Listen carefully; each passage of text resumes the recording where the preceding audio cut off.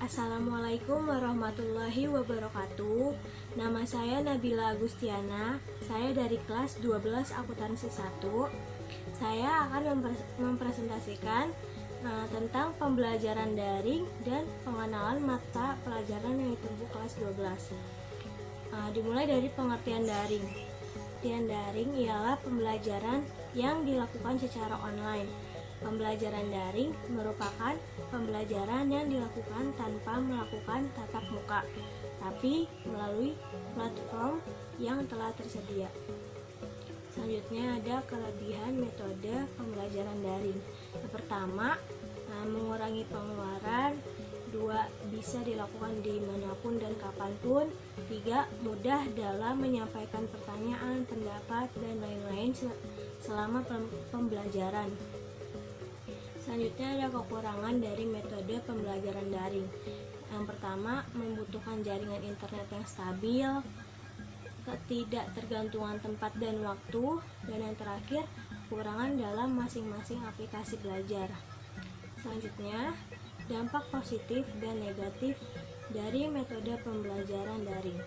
Dampak positifnya yaitu yang pertama, meminimalisir dan mengurangi laju penyebaran penyakit COVID-19. 2. Mengenal teknologi atau platform pembelajaran daring. Yang ketiga, kita bisa mengembangkan bakat karena jam yang fleksibel.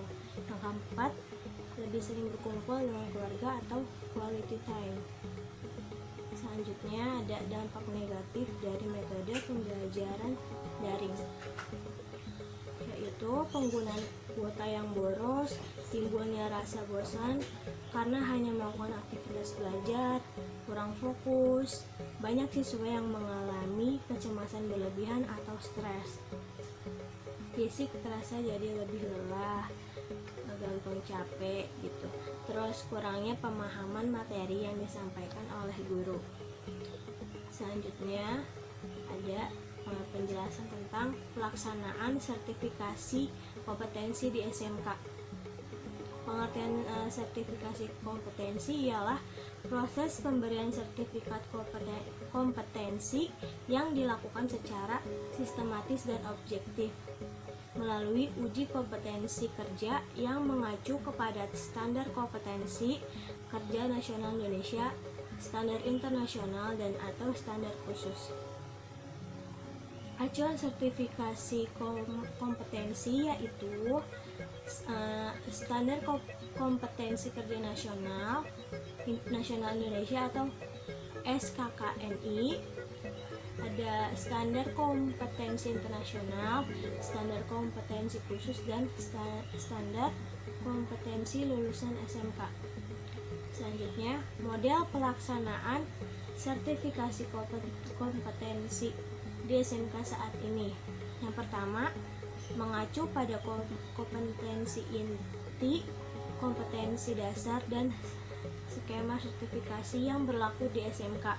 Yang kedua, dilaksanakan berkaitan dengan pelaksanaan ujian sekolah atau SMK 3 tahun atau SMK 4 tahun.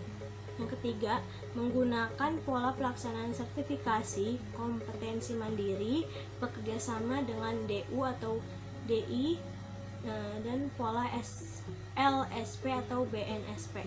Yang keempat, menggunakan pedoman uji kompetensi keahlian atau UKK.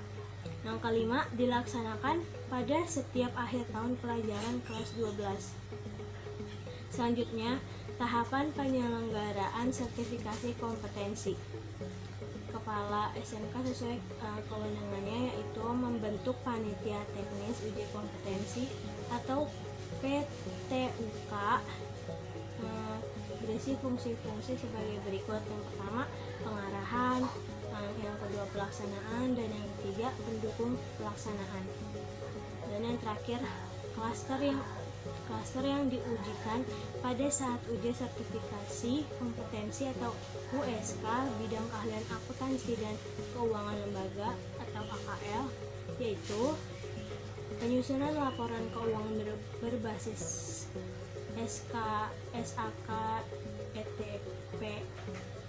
ETAP, dan pengoperasian aplikasi komputer